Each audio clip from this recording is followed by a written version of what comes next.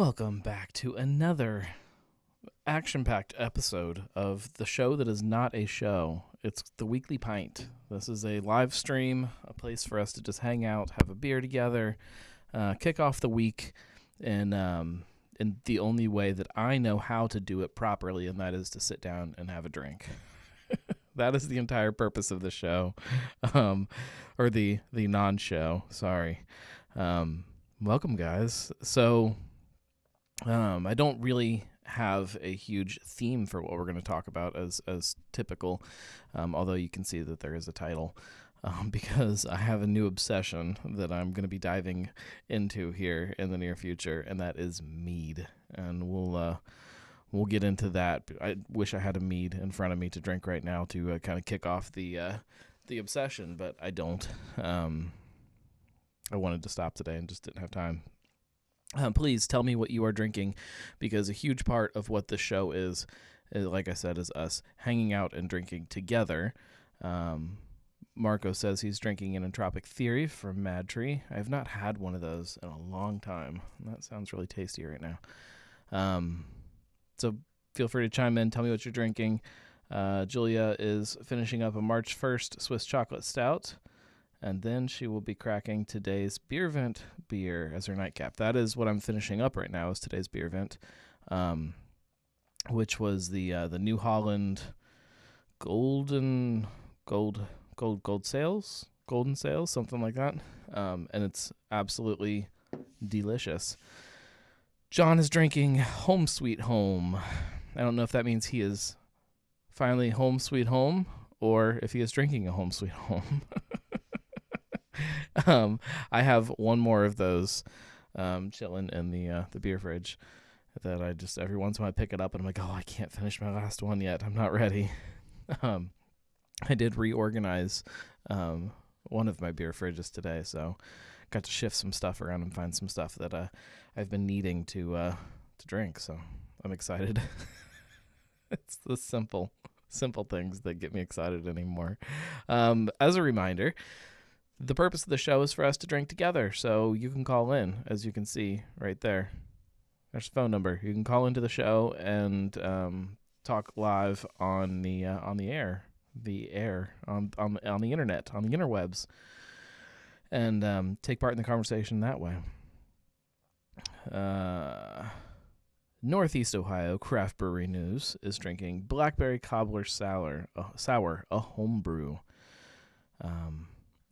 I believe that's the beer that you shared on our chat recently that looked amazing. So we are, I don't know if we should go ahead and tease it now, because in theory it's going to happen this weekend. In theory, but if you guys remember back, it's been about 2 years now, because of just the way everything worked. We did a giant Ohio beer in review show from Columbus on a snowy evening, and it was an absolute blast. We just talked about all of the big kind of news stories and the things that have happened in Ohio beer that year, with the full intention that we were going to do it again in a year from that. Timing just worked out really strange, though, because when we hit a year, we decided, oh, it's all right. We'll just, we'll wait a couple months, let the weather get a little bit better, so that we know that when we plan it, it'll be easier to get to wherever we're going. Well, a couple months later, COVID hits, and so we've just been talking about doing this show for an entire year at this point, and we are going to do it digitally, so we don't have to worry about weather. We don't have to worry about anybody driving anywhere. We're all going to find our safe little bunkers and figure out a way to do it that way. So stay tuned for that. I know we haven't really talked about how we're going to broadcast that show. We'll figure it out. I would love to do it live for all of you guys that tune in for stuff like this. So stick around. That may be happening in the very near future, if things work out the way that they are intending to work out right now. But you guys know how that goes. Planning things is never as easy as you think it's going to be. While I finish this beer, I do want to. I know that most of you guys. I shouldn't even say that. That's probably not even true. I know that a few of you guys on here also take part in the higher gravity beer vent calendar. The big thing I wanted to talk about today, and we'll talk about this next beer I'm going to crack open too, but the big thing I want to talk about is mead, because I love drinking, any kind of drinking. I love cocktails, booze. I love, obviously, beer. I love sake, which is something that I really want to dive into more in all of these mediums that I have available to me. But the one thing that I've never really touched on at all, I mean, I've had it, plenty of times, but I never really dove into it, is mead. I've had some that just kind of don't really do it for me. It's just kind of boring and just a lot of honey. That doesn't really excite me that much.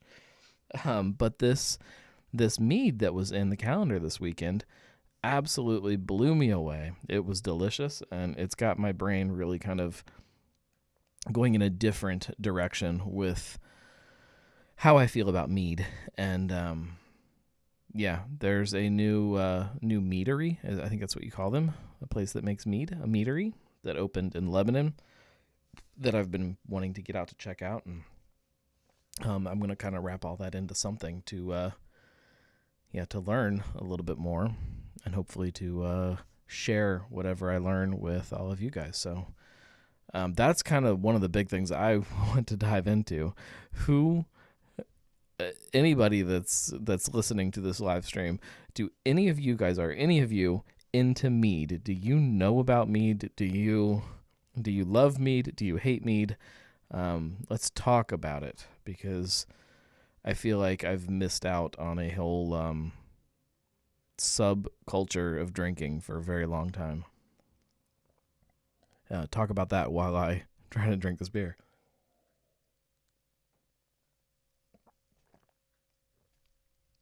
That is a good beer. I haven't had any New Holland beers for a very long time. The other one I'm going to crack open here is this dark Czech lager from Karakin. I have not had it yet, but I love dark lagers, so I have high hopes drinking it out of the good stereotypical dimpled mug.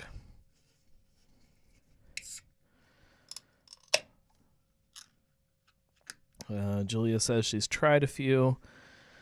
I feel like from what I've tried, they either hit the mark and are amazing, or they're overly sweet. The ones higher gravity put in the beer vent calendars are fantastic. That's true. You got to try. So there was a mead in both of the calendars this weekend, right? The standard calendar and the premium. So you got to try them both. They were different ones, right? Oh, this is a very dark. This looks very thick, dark. This isn't as kind of light bodied as I was expecting. Man, it smells good though. Big, roasty. There's definitely like some coffee going on there. And by coffee, it's just like a malty coffee. Like there's not coffee in this beer.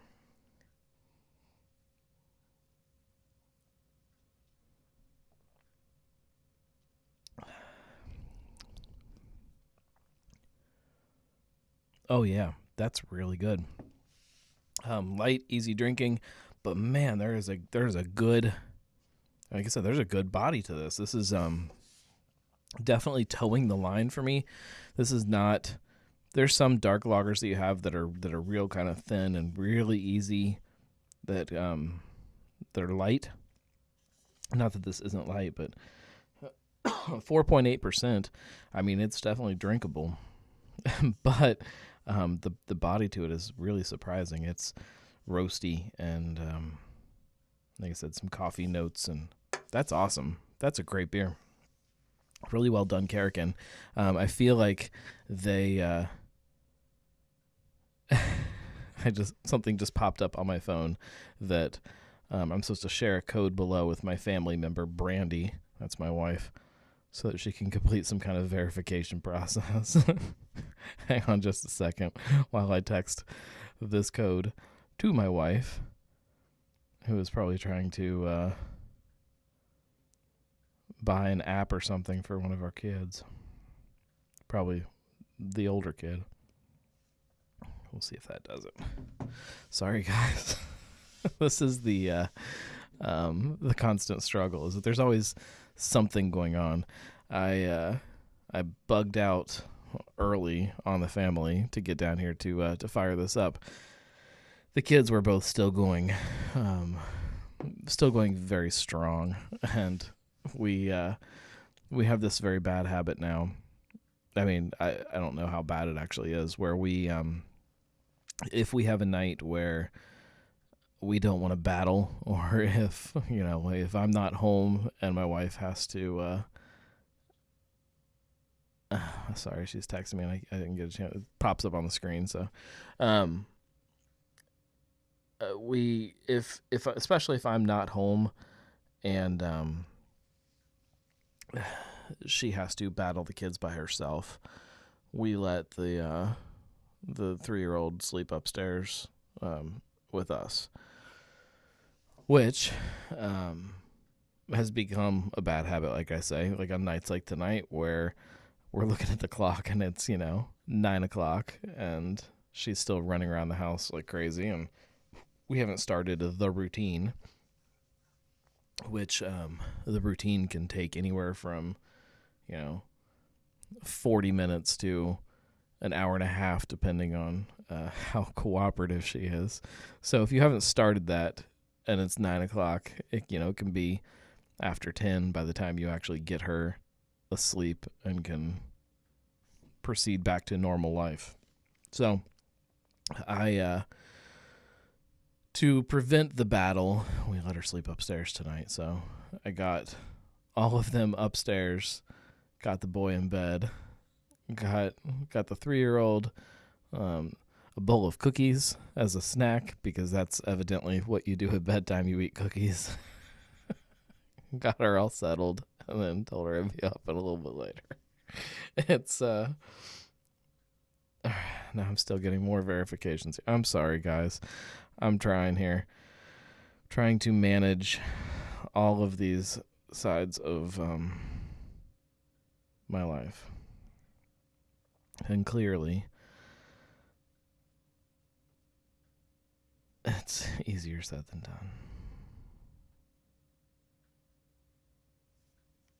done. We need like a tech support team that just like mediates between me and my wife when she needs something done. Right now, she's trying to buy a book on her phone or her iPad or something, and for some reason, I guess I have to approve that she can buy a book. I think she has my somehow my account tied on there, which it shouldn't be, but I don't know. Okay, she says she got it. I think we're good. I'm really sorry, guys. Okay, back to Mead. We're jumping all over the place. That is one of the biggest reasons that this is not a show, is because it's just too chaotic, and I don't know how to prevent the chaos when I'm at home. I have no idea how to do it. Julia says, Raz, what she said was in standard. I assume that is the name of a mead. That one was in last year's box too. Actually, I'd have to look it up in my old notes to see which day it was last year, though. A couple great ones around us. Crafted Artisan Meadery in Mogador. Four Fires up near Toledo Western Reserve in Cleveland, all putting out some nice stuff. I've definitely had some stuff from Crafted Artisan Meadery. They did a collab with Mad Tree years ago that was called what was that? Somebody will remember that. Oh man, it was good though. What was that called? That's going to drive me crazy now. It was really good. And I think that was another one of those times where I drank something. I was like, oh my God, I need to learn more about mead because this is really good. Close enough. Day 15 was the mead, or that's what she said from last year. I'm impressed at how they have curated all of this. Like, it's easy just to throw some great beers in a box, close it up, and ship it out. But I feel like so far there's definitely been some that have hit on days that are just the perfect day for that drink. And having a mead yesterday, hanging out watching football, it just worked perfect. I don't know. That's the only one that's a repeat from last year so far as well. Yeah, I've been really, really, really impressed with everything. It's also way more fun than this is the first time that I have gotten one of the beervent calendars. I've just always assumed, I've got plenty of beer sitting around the house. I don't need a big box of beer sitting around for more things that I have to drink. But even with all of the beer that's sitting around the house, and there is a ton of beer around my house, it is so much fun to just have like not even like the surprise aspect of it. The surprise is fun, but just having something that like having somebody else pick out a beer for me every day. I don't know. Like, it's such a unique kind of fun thing. I couldn't do this year round. I would get too far back on my drinking schedule, but which sounds ridiculous that I have a drinking schedule, but I do. But it is fun to every day have some kind of something new, and that's the cool thing too, is that so far, I'd have to look at the whole list again, but so far I think most of these have been new beers to me. I don't think there's anything that I've had before. I think. I can't remember now. Yeah, I think it's all been new stuff, and that is just so much fun. Julia says, yeah, it's like somebody handing you something and going, here, try this. Yes, it's fun. I've talked about this before on different shows, but I feel like in today's kind of, surely you've had Ice Boy. That's true. I have had Smirnoff Ice, though it's been a really long time. I can say that. We did, God, it has to have been maybe 2 summers ago. We bought a 6-pack of Zima for the pool one day and put together a pretty sweet 90s playlist, and then drank a 6-pack of Zima. And that was, like I said, that was probably 2 years. And it was probably a good few years before that since I've had Smirnoff Ice. So yeah, it's just we lose sight sometimes of the fun side of drinking. I mean, not that it shouldn't be taken seriously, because it should, but it's still just beer. It's still, the whole point is to sit around and just hang out and drink. And especially in a year like this where, a lot of those situations have been taken away from us, having a calendar where a beervent calendar where every day, in the evening you get home from work, you're cracking open a beer that somebody picked out for you, and there's a group of people that are in this city that are cracking open that same beer with you at the same time, experiencing kind of that surprise, the fun, the camaraderie of having that beer. I don't know. I don't know if it's because of 2020 that it's so much more fun to me or what, but I'm loving it. It's it's the gift that gives twice a day. In the morning when I pull it out and toss it in the fridge, like the surprise of what am I going to get to drink tonight, and then that moment, when I clock out for the day and come running into the studio and open the fridge. This is where I put my beervent beers, because I have the calendar right there, as you can see it. Because it eventually got kicked out from under the tree. I had it sitting upstairs under the tree, and once we started getting presents wrapped, we realized that it takes up a lot of space. So she made me put it down here. So she doesn't get to take part anymore. I was letting her pull the beers and things like that. Not anymore. Now I just tell her what they are, and then offer her part of it if she wants to drink it. But I also don't want to waste it, because she still can't taste things properly. She, if you didn't hear that whole saga, my wife had COVID about a month ago-ish. I don't know.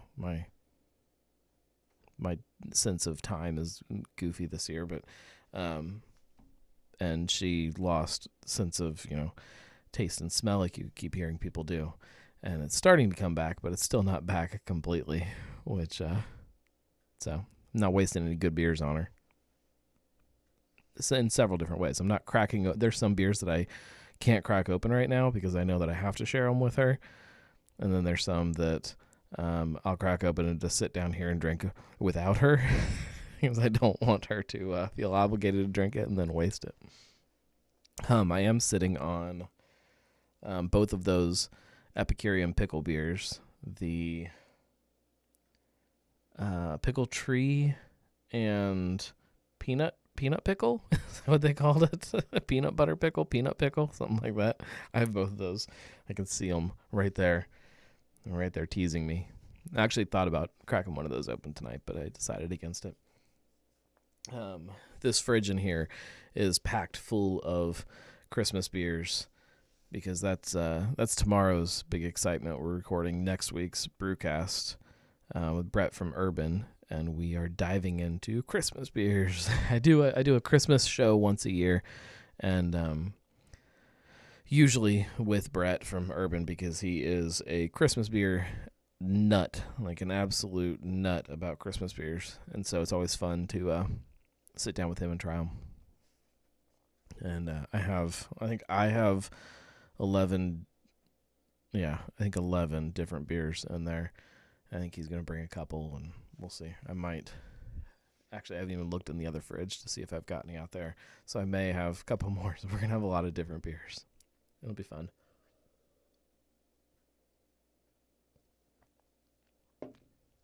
But yeah, the Mead. It's crazy, because I feel like there's just such a not only is there not a ton of mead around compared to beer, but I feel like there's a lot of just mediocre mead out there. So I don't know. I'm really excited to dive into it. There is kind of that in between too, the braggots. And I'll jumping ahead here. This is all stuff that I'll talk about, but braggots are kind of like an in between beer and mead. So it's mead, but it uses barley too. And there are, there are a few of those around. Specifically, Common Beer Company has a great one that was their first kind of award-winning beer. So if Marco is still on, I saw that Cellar Dweller is closing the tap room temporarily. Do we call it a tap room? Closing the winery for on-site consumption, at least temporarily. He says, still here. Wonder if you can shed any light on that for us. They did say the tasting room. There you go. They did say they were going to do some I don't know if they worded it as cleaning or renovating or what, but I would love to see them take the opportunity to renovate a little bit. In some ways, I really, really enjoy kind of the... Marco says he found out via Facebook. That's always fun. I would love to see them use this opportunity to kind of revamp what they're doing there, but I don't know. It doesn't. It doesn't. Yeah. They said much needed work behind the scenes. Yeah, I don't know what to say about that, because the thing about a place like Valley Vineyards is that there's a ton of space that they have already. So it's not hard to do work behind the scenes while you are still operating. But they did emphasize that they're not stopping production as far as wine goes. They didn't specify with beer because, their wine is sold a lot in stores, but there's not a ton of distribution happening for the beer. So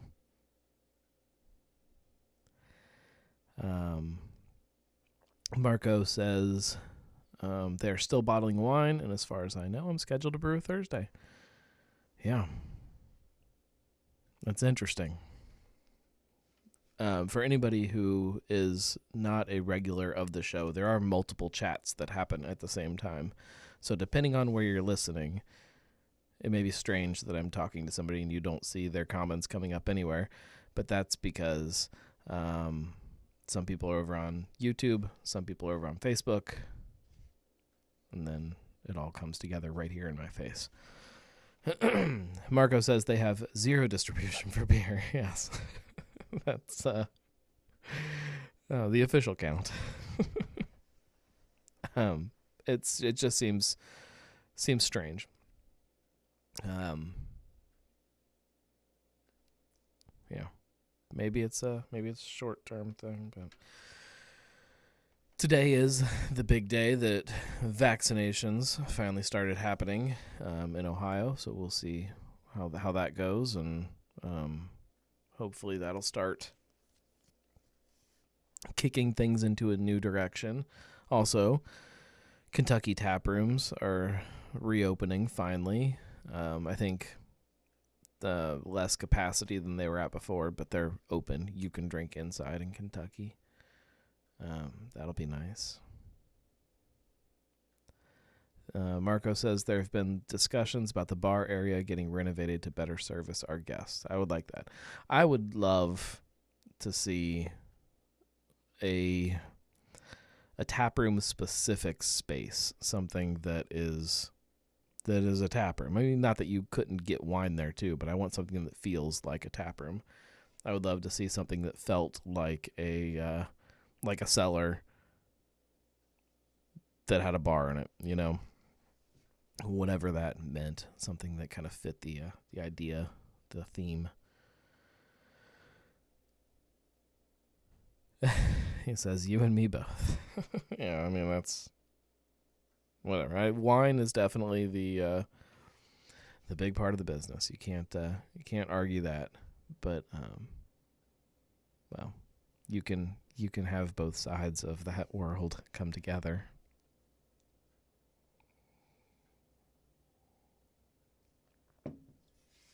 Man, that beer is good. What else have I been drinking lately? I haven't dove into any other big beers. I planned on not wasting any time to get into the family traditions from this year, Dark Charge from this year, all of that stuff. And I drank one of the family traditions, the Bananas Foster, when I was off work, but haven't Haven't really touched any of my Dark Charge bottles, unfortunately. I drank some on tap last week, this week, last week, this week on the Brewcast, so it feels like this week for anybody who's keeping up. But it was last week for me. John says that Three Floyd's Christmas is great. Is that Alpha Claus? That's like their, what is it, like a black IPA? Something like that. Marco said he got some beer from a Secret Santa, Sweetwater 420 G13. Sweetwater, who just got bought out. I have not had, I've had the regular 420, but I haven't had any of like those new strains. Is that what they call them? That are kind of more themed to the 420 idea, I guess.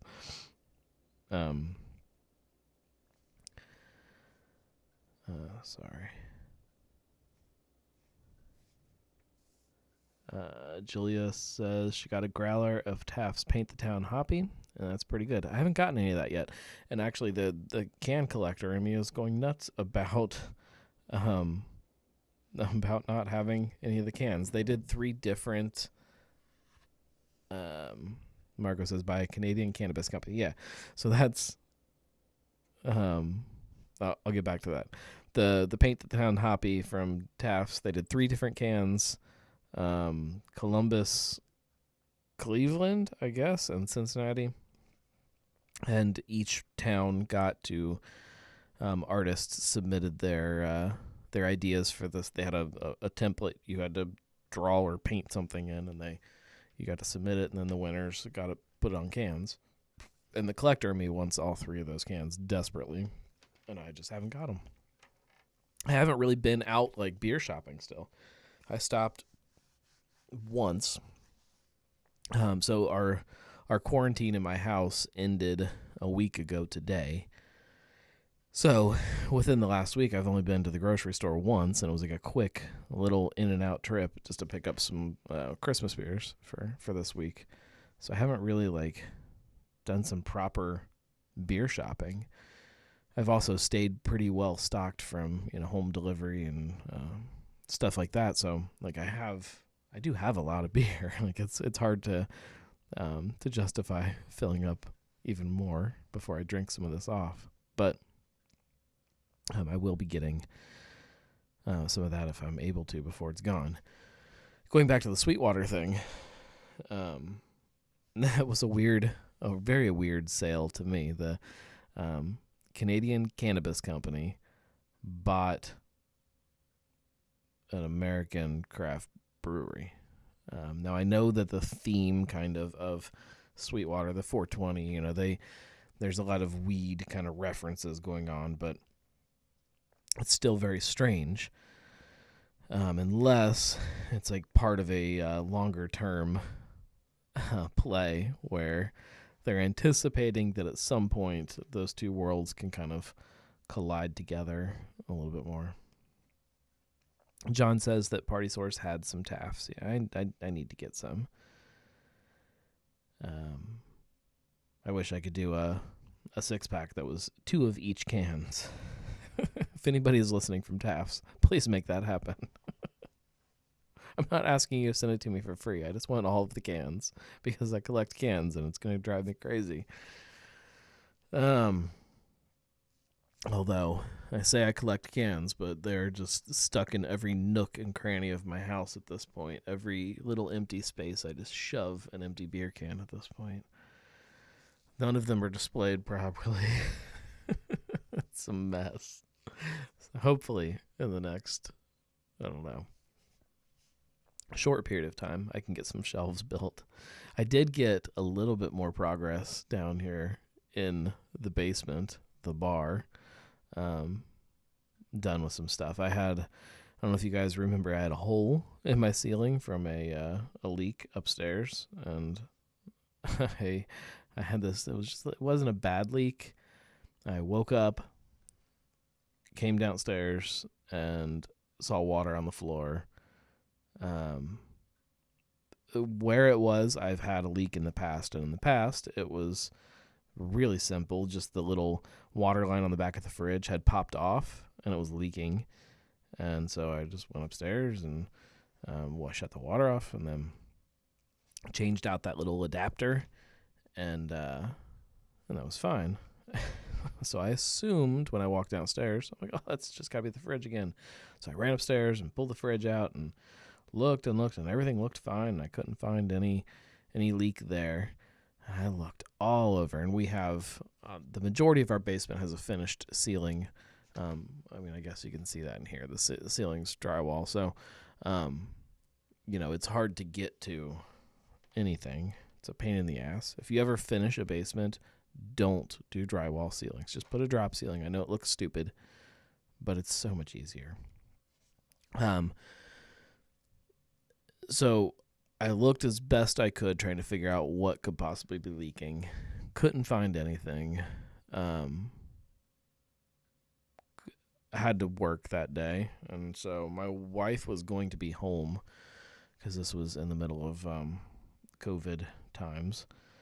So she was working from the house, so she said she could handle it, and I said, that's fine. If you can get a plumber out here to figure out what's going on, I trust you, and I'll be back in a few hours after my work day. And I came home, and there was a massive hole in my ceiling of my basement. I'm not blaming my wife, by the way. This is, she did what she did all that she could.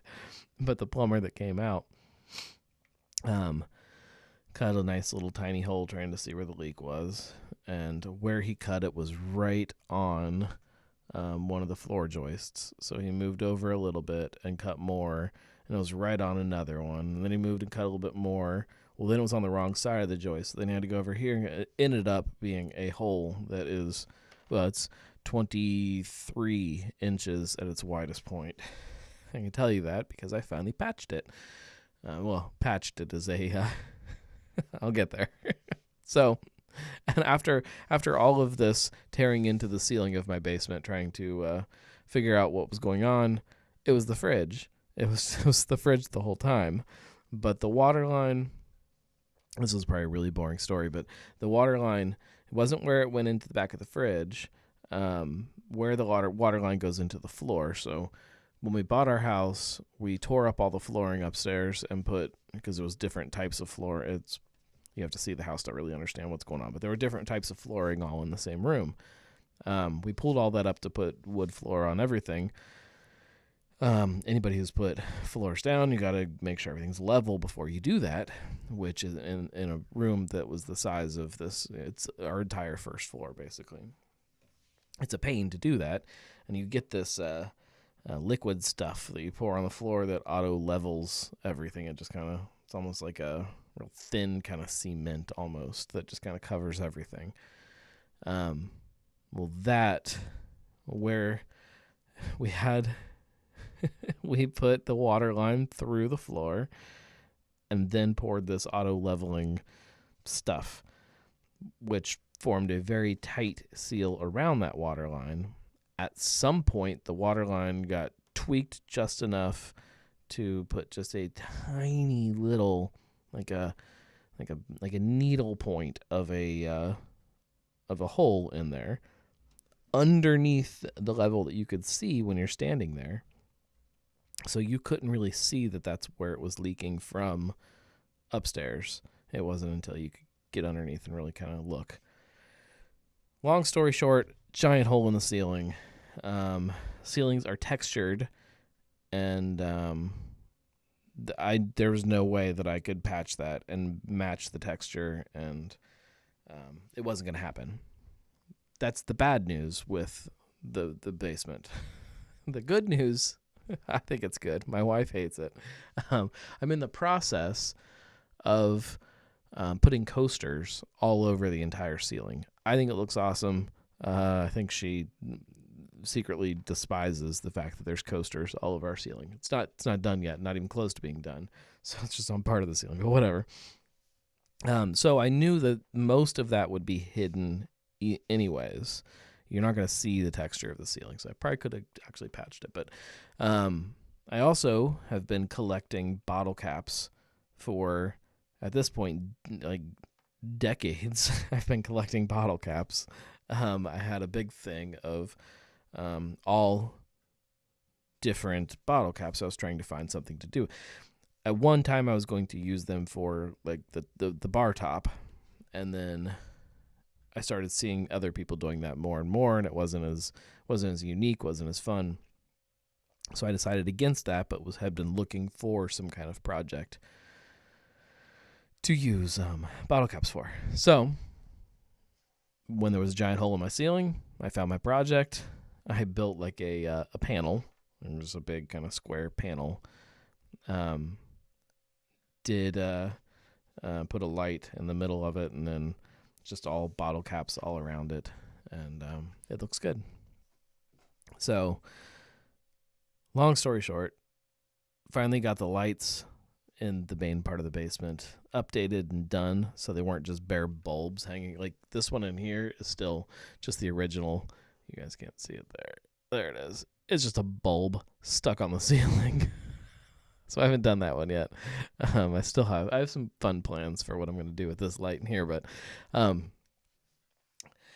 got the lights updated and got this really cool panel built with all these bottle caps. So I think it looks cool.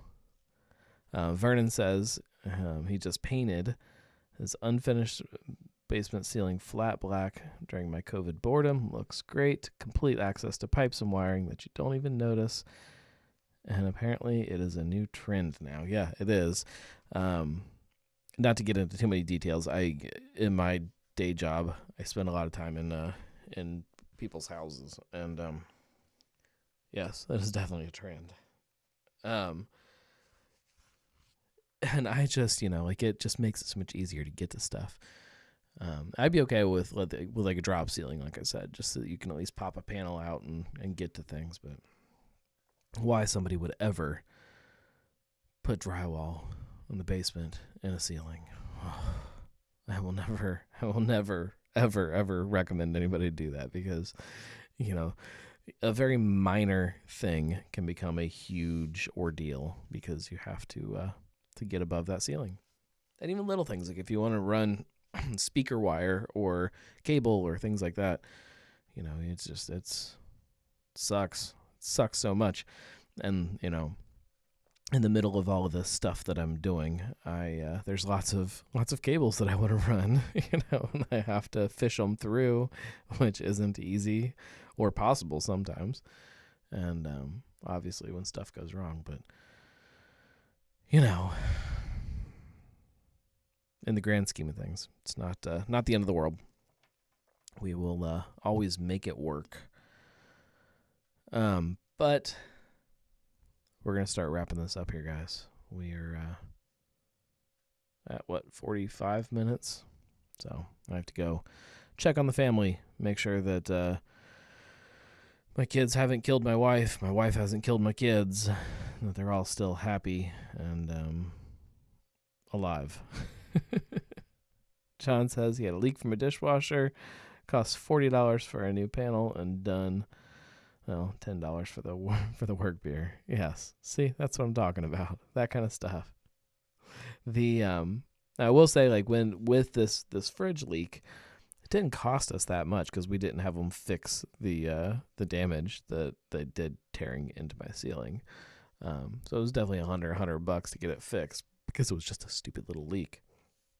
I then had to, after he found the leak, I just told him not to worry about, fixing the water line, that I would take care of that. He changed out, what all did he do? I mean, he cut a massive hole in the ceiling of my basement, and then I'm trying to remember. Oh, he left me a couple little shark bites, and I think he put on a new shutoff valve on one of the water lines. So all I had to do was go get a new fridge water line, pop it in the shark bite, chisel out the old one from that stupid auto leveling crap, fish it through, and then figure out a way to fix my ceiling. So he didn't really fix anything. He just told me, hey, I found it. I found it, and I cut a big hole in your ceiling. It's always something when you have a house. It's always something when you have a house or cars or kids or any of that stuff. There's always just something stupid that pops up that likes to come and smack you in the back of the head and remind you that you are not in control of anything. That's what I've learned. So this week, if you guys haven't listened to the Brewcast, it was a fun one. It was my first day out of the house after quarantine, so I finally got to go and have a beer somewhere.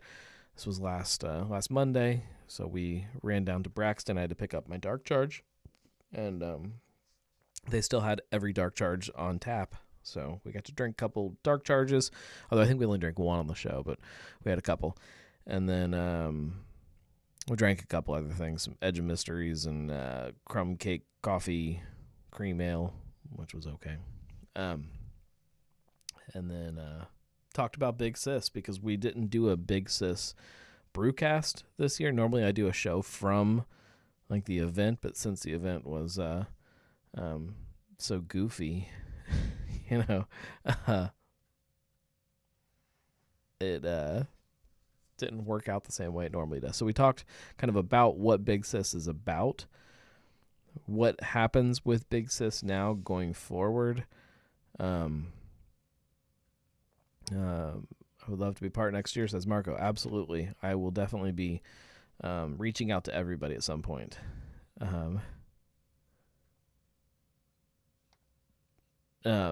So we just talked kind of about what the idea is and kind of how it all relates back to Mike, and it was just a good shoot the shit show, as I call them. Just fun, just sitting around and just kind of not an agenda, just talking, which is going to similarly be this week's show. Brett from Urban is going to come in studio here, and we're going to drink a bunch of Christmas beer. So there's a slight agenda there. We're going to talk about Christmas beer and what the hell makes a Christmas beer, what we like about Christmas beer, what we don't like about Christmas beer, how it's the same as other seasonals, how it's very different than other seasonals. All that stuff. We'll cover it all and just drink a bunch of them and see what comes up. So that is that. And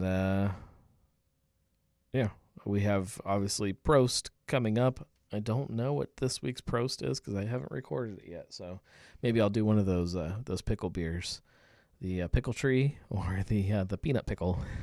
I don't think it's actually called peanut pickle. It's called something else, but it has peanuts in it. It's a peanut. It's reindeer pickle.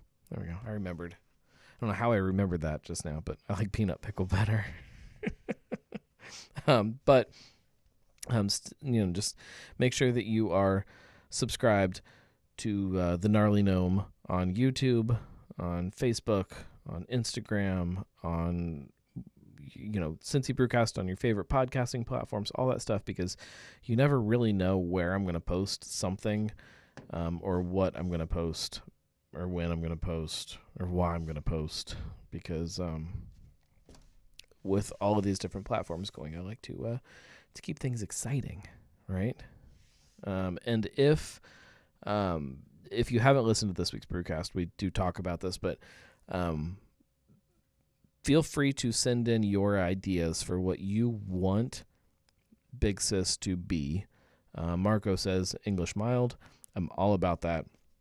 I would love to see like some kind of, I talked about it a little bit on the show, something that pairs good with a cigar to sit outside, because it's going to be hot outside when we're drinking this beer. So something that goes good with a cigar and a patio is what I'm talking about, but we'll see. So feel free to shoot me a message and tell me what you want Big Sis to look like next year, what you want it to look like going forward.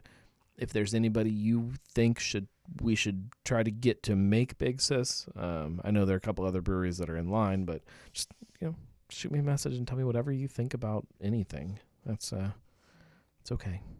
And we will definitely definitely take it into some kind of consideration.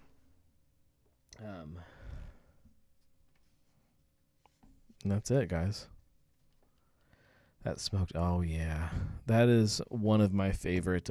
So John says that smoked amber style Taft did. That's the Cherrywood Amber. That is one of my favorite cigar beers. Taft's has two really great cigar beers: the Cherrywood Amber and the Culebra Cut, the coconut brown ale. Both of those are amazing with cigars. So if any of you guys are cigar smokers, try those. We'll be back next week here, wherever you are hearing this. If it's Facebook, if it's YouTube, it doesn't matter. It's the same show, and you can get it every single Monday. Subscribe, share. Please tell somebody that doesn't know about the show, the blog, the podcasts, any of that. Tell somebody about it, because that's how it keeps growing, and it keeps me able to keep creating content for you guys, because I love doing this.